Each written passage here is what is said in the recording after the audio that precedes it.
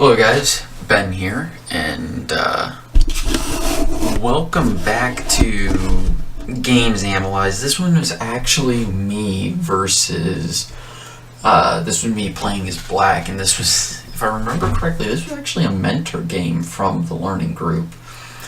So we're going to go ahead and start. Now I've got this stuff, just ignore this. Really what I wanted to do was kind of delay making a defining move, but I made the defining move, and we've got the Slav. H3, it's definitely theory, so I'm not going to go too far in depth. I actually like my bishop on the outside of the pawn chain before I play E6. Because oftentimes people will play this and you get some sort of generic position after, say, here, let's say. And I'd really love my bishop to be outside of the pawn chain. That way I'm kind of influencing the game here along this diagonal, but obviously that's not a thing that happens, so I get my bishop out. E3, kind of protecting this pawn, and the idea is now I want to take this after the bishop moves here, after this bishop moves. So of course playing E6, getting this solid triangle. Knight F3. I probably should have waited, but I wanted to play this, and get a battery going here, because I expect my opponent's castle kingside. He takes, I play here, and this is actually a mistake because it allows what my opponent found, and I'll go ahead and let you guys see if you can find it. And it's kind of fairly obvious. It's looking at these two pieces, which are a little inconveniently set up. Well, okay. First, he played here, which maybe is an improvement. It would have allowed me to, say, drop my bishop back here. But I completely missed and instead got my battery set up because I expected castles, which would have allowed me to play this, here. I've actually got a really nice position going, and he can't really do much. If he drops back to here, I have F5, and it's difficult to see what he's doing, because I'd rather not get into this type of position as Black, because I don't know, it just looks bad. Because now this knight has, well, he got fork, so I guess it's worth something, but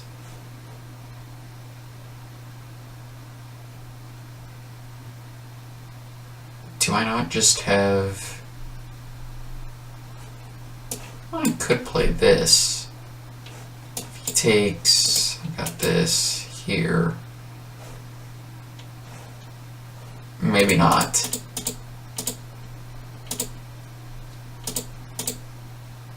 Maybe instead of castling, because I completely sometimes I see things but sometimes I don't. Maybe instead of castling I play this and A4 with the idea of playing B3. Then I would castle here. If he played here, I guess I played this. This, I believe I've got that as a response. Plays this. There, and we get this crazy position. I guess that would be played.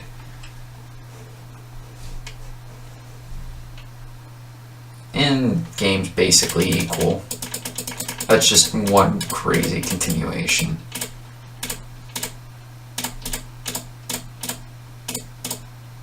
Instead, my opponent played e4, which was probably the move that you should have found instead of queen here. And of course the idea is, if I retreat my bishop back here, e5 is a little unfortunate. Oops. So I lashed out. I said, if I'm going to lose a piece, you're going to lose a piece. He takes. Sorry about that. So of course I'm going to take back.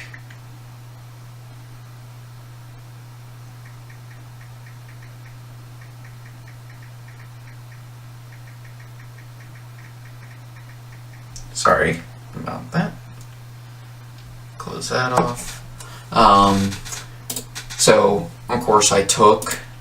He took. I castled because I should probably get my king to safety. He takes. I play this just as a means of saving as much as possible because, you know, playing this, I mean, it's a little bad. Position is, it's really not good. Oh, actually. Can't I just have this? It's not that bad. I mean, it's terrible, but maybe I should have taken it. So anyway, I played h6 instead of taking.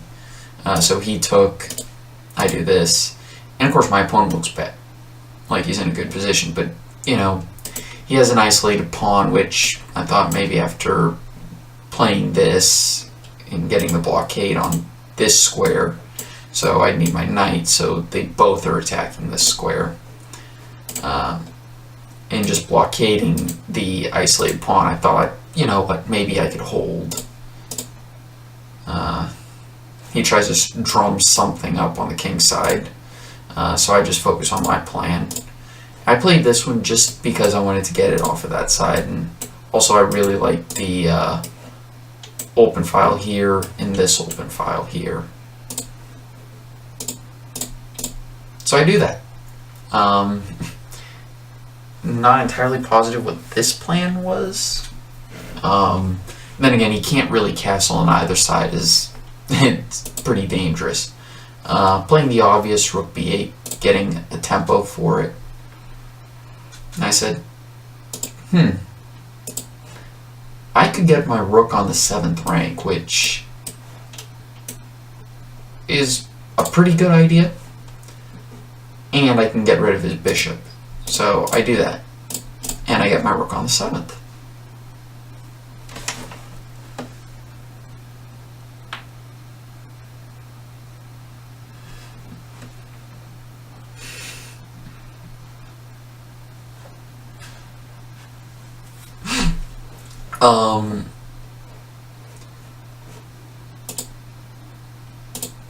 So he gets his queen out of the way of the pin with a check. So I don't really see what the real threat of that move is, because I mean, you're getting your queen out, I guess. I guess it's getting the king out of the way of some stuff, but I'm trying to remember if it's here where I saw the idea. But his king is not in a good position. This knight's a little weak. This pawn is only defended once. The queen is out in the open. His rooks are not really doing anything. And of course, like I said, I've got, you know, this rook here. This bishop can definitely get involved here, or even come back to here, or even maybe even here. Of course, this rook has a great line. The queen can get involved here or here.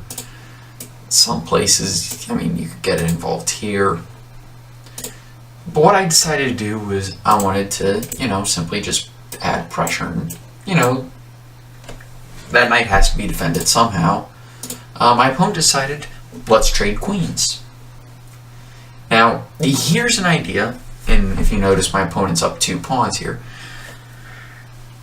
This move is good enough for a win. This is actually a blunder here, but it's hard to see, and it's very difficult to play the correct move with the correct idea.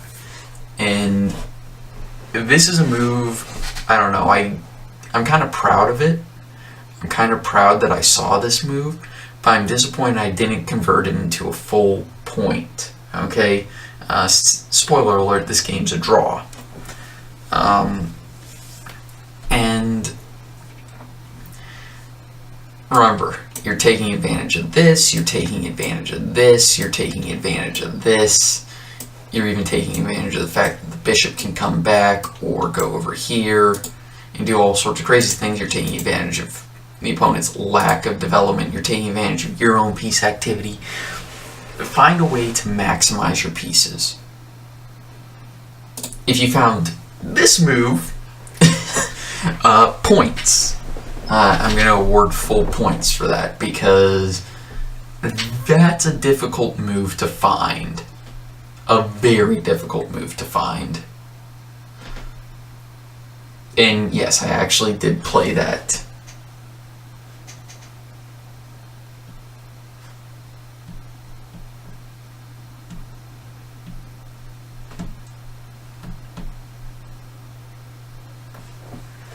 And, well, of course, king takes.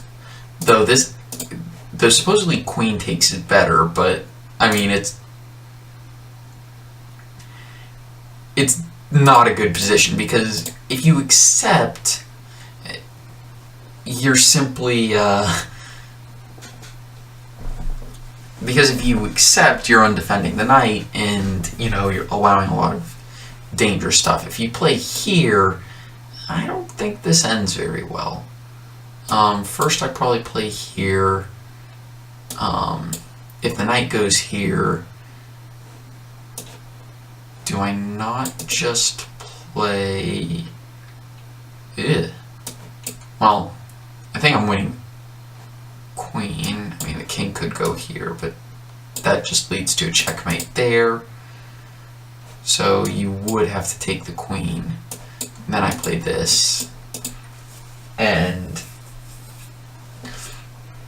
now I've definitely got compensation. Or would I just play something else?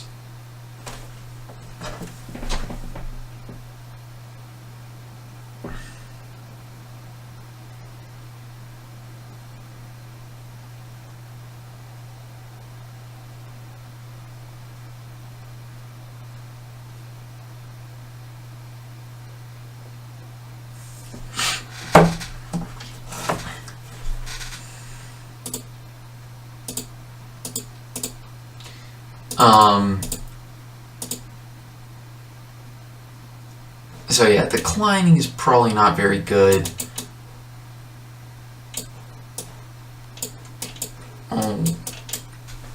That's another way to win, and it's probably better.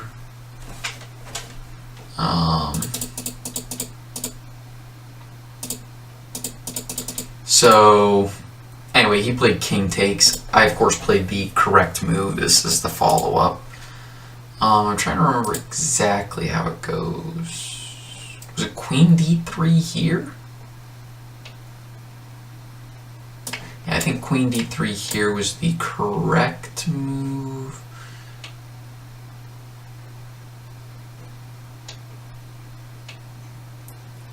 Or not. I'm trying to remember exactly. Was it?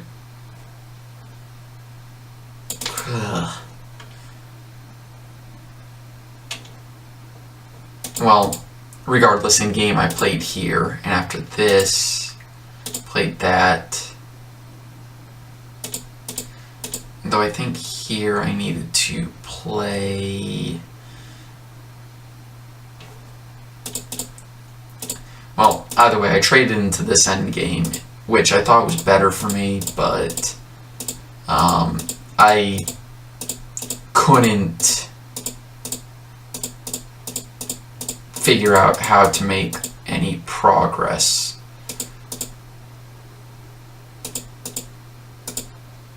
And here I thought maybe I had a shot.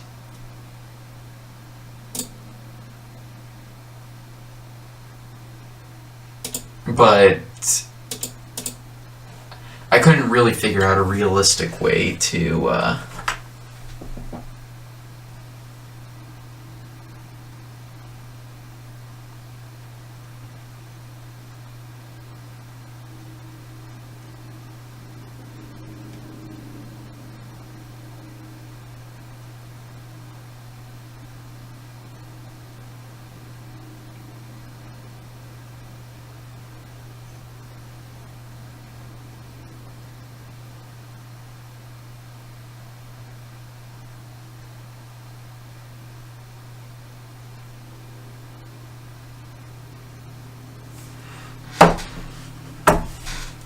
and here we agreed to a draw.